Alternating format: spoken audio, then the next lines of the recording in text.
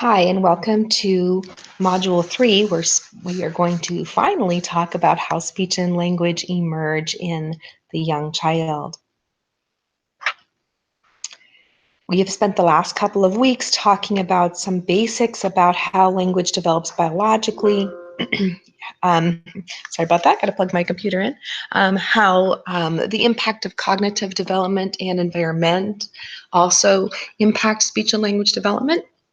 And now we're going to actually look at what is happening as this new human comes to Earth and starts talking. So let's take a look at that. Yeah. Just when you think you've got everything ready to go here. Okay.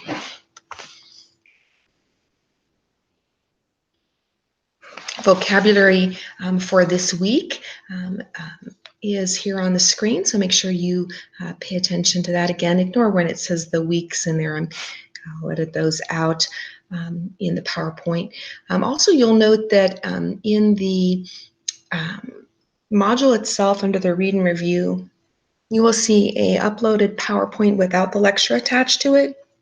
In that PowerPoint, you are expected to open that and take a look at the videos that are embedded. I won't be playing those in the lecture. I want you to look at those on your own. So we as humans are altricial beings. It means we come here completely dependent on our parents for our development. So whereas some creatures, let's take for example a giant sea tortoise, they are not dependent upon their parents for survival. They break through from their eggs, crawl to the ocean, and they're off.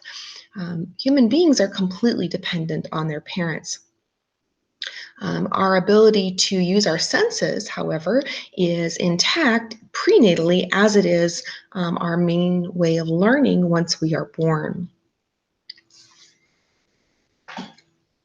Who we are as people relies a lot on our genetics, on our biology, and the process of how we generally learn the behaviors of speaking and walking and other motor movements is very quite uniform across people. So while we do have individual differences, there are some uniformities to how we expect speech and language and other motor skills to develop. We listen before we're born. So our ears are developed in the womb, and prenatally developing child can hear and perceive its environment. In fact, by 18 weeks, they are experiencing the first sounds that they hear outside of the womb, and their ability to perceive sound improves throughout the pregnancy. By 26 weeks, a little over halfway, the baby starts to react to noises that they hear outside of the womb. One of these noises that they perceive are speech sounds. So what is happening prenatally is that baby is getting pre-wired to experience, react to, respond to, and know the phonemes, the individual sounds of their language. They start to hear the rhythm, the pitch, the tone with which language is used in their culture. Babies come here pre-wired. They're born with that already having heard their language for several months prior to actually arriving.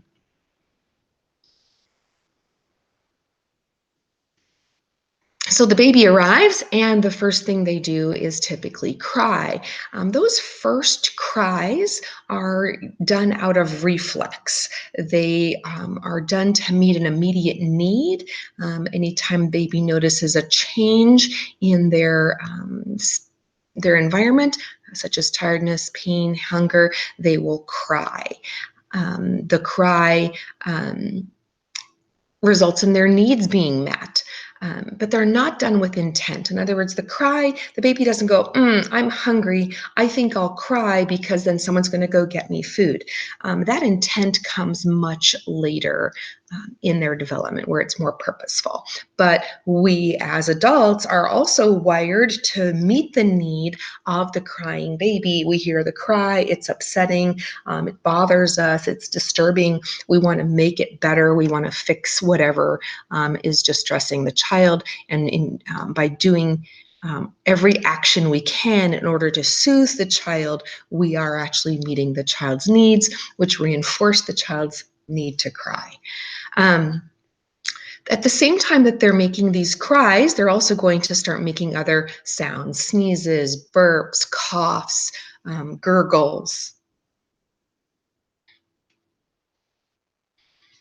The cry evolves. Because the parent is in this dance, and I've talked about that before, this dance with their newborn infant, they are looking for eye gaze, they are looking at the baby's facial expressions. The partner engagement here becomes such that the parent interprets what the child's needs are based off of their cry. The cry is reinforced by a meeting of the need, and now the cries start to become purposeful. The baby cries, parent interprets the cry, the need is met, the baby sees the cry as the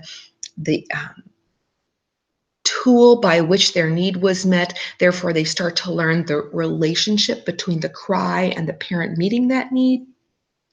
And now the cries become more purposeful. The baby will go, wanting to be picked up. The baby will fuss a little and expect the parent to respond. The parent uses a combination of facial expression, vocalizations, and general body movement for us to interpret what the baby's needs are.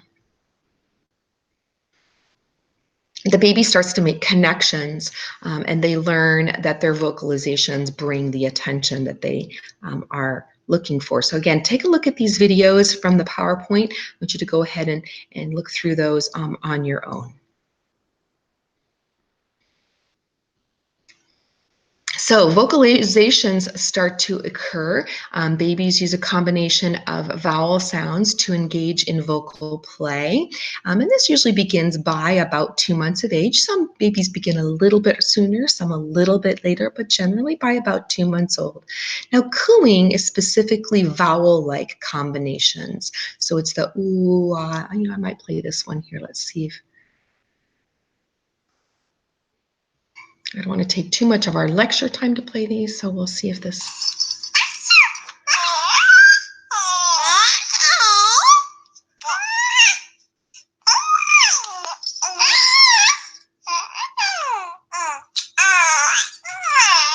So there you go. There's some examples of just that cooing. It's vowel-like, and the caregiver responds with gaze, and verbalization.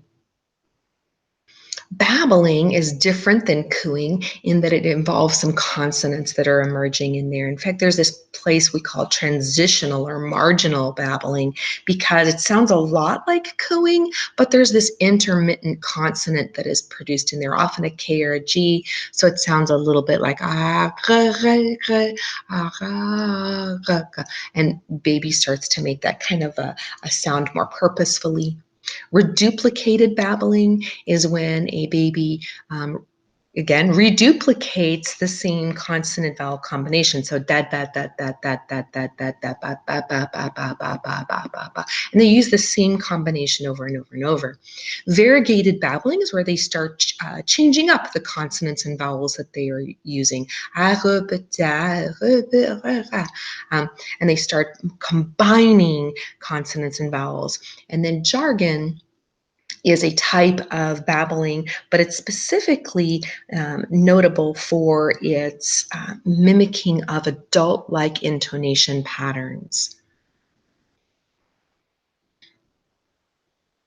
So transitional marginal babbling This comes as the baby begins to start to be able to control their articulators. And when we're talking about articulators, we're talking about the parts of their mouth that we use to make speech sounds. So like tongue, lips, teeth, and coming in contact with the palate. That's that hard thing on the top of your mouth. You take your tongue tip and run it along the palate. That's that hard surface at the top of your mouth. Cooing sets the stage or prepares the baby to start making these sounds with, excuse me.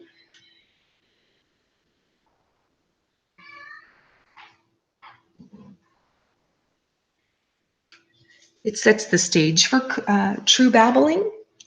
In that they will go from cooing and then all of a sudden this intermittent articulation of consonants emerge, and the baby starts to repeat that based off of parent encouragement, often like, oh, and mom and dad are imitating baby, baby imitates mom.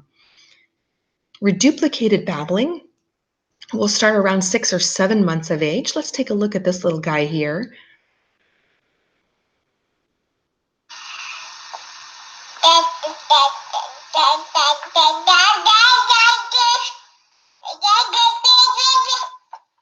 And that's an example of reduplicated babbling. You can tell he just keeps saying the same consonant vowel combination over and over. Most commonly, you're going to hear the pa, ba, ta, da, n used in this particular stage. So those sounds that are made in the front of the mouth with either the tongue tip or the lips. I want you to think about that. Why? Why is it that the tongue tip and lips might be the first places of articulation? See if you can think of that for why that would be. You'll hear them starting to use their voices. They get increased loudness, increased pitch. They start to play based off of reinforcement and also to draw attention of the caregiver. Variegated babbling starts between 9 to 18 months of age and is marked with intermittent babbling, where they're combining vowels and consonant combinations, and you'll hear first words emerge between 9 and 18 months of age. And sometimes it's hard to discern which one was babble and which one was a true word. Let's listen to this little one.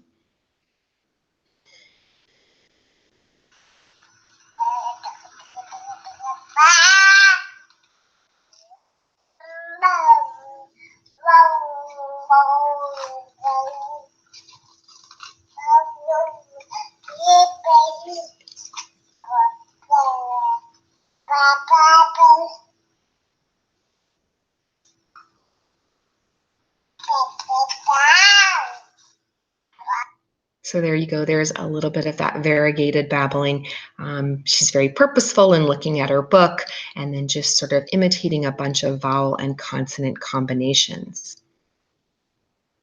Jargon is also a type of babbling, but it's specifically marked by the intonation patterns that we use as adults. So they're trying to match our pitch, our inflection, our stress. It looks and sounds like conversation, but it is not real words. You will see the reciprocal engagement. Some babies do it on the phone, pretending to make phone calls because they see us do that so often. This went viral several years ago, of these two toddlers using jargon in their lovely reciprocal conversation with each other. Let's take a look.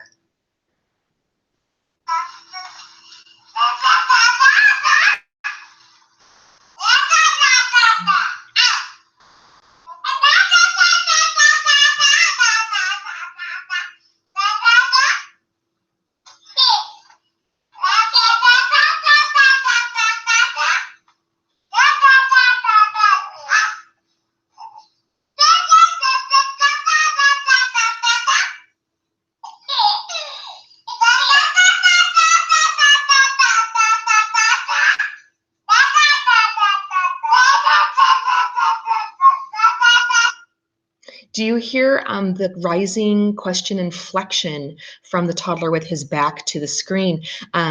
He is imitating that inflection of a question, and the little one that is facing him laughs. So sometimes people think that babbling represents true words. And so we'll get reports from parents that baby said first words at 7, 8 months old. But what they're actually doing is probably reporting variegated babbling. So how do we say when a child is using first words? We're going to say is typical. Typically developing children produce their first words between 9 to 12 months of age. And we only call it a first word when that particular exact sound combination is used for that same referent, that same person or object, repeatedly over trials. So many, many, many times in a row, that child is producing that exact same combination in order for that particular object. But in addition, that combination that the child is using has to come close. It has to be a representation of what the actual word might be. So if the word was banana and the child said nah, okay, that's a close approximation of where they're going with the word. If the word was banana and they said dit, that would be a bad example. Let me see. If the word was banana and they said fee, that probably would not be what we would call a first word because it's not close. It doesn't come close to what we would represent as a true adult form.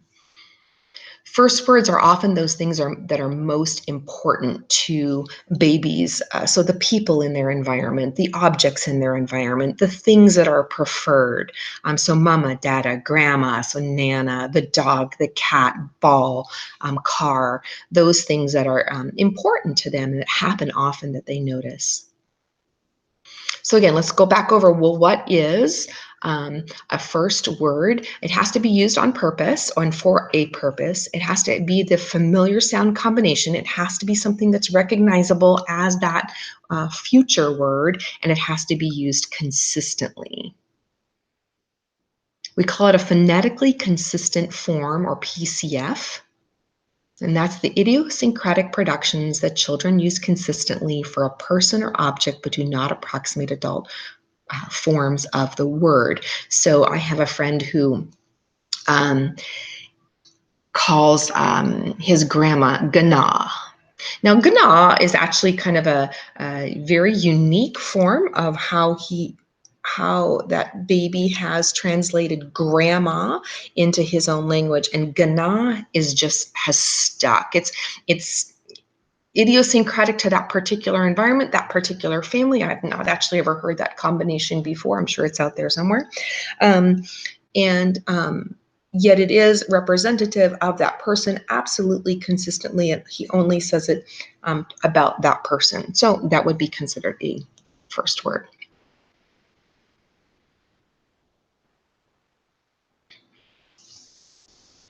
By the time the baby has reached their first birthday, they have done a lot. They've gone from this helpless infant who basically cries out of reflex to this beginning talker, beginning walker, someone who is using the phonemes, the speech sounds of our language or culture, and moving within the environment in a manner that they explore the environment and expand daily.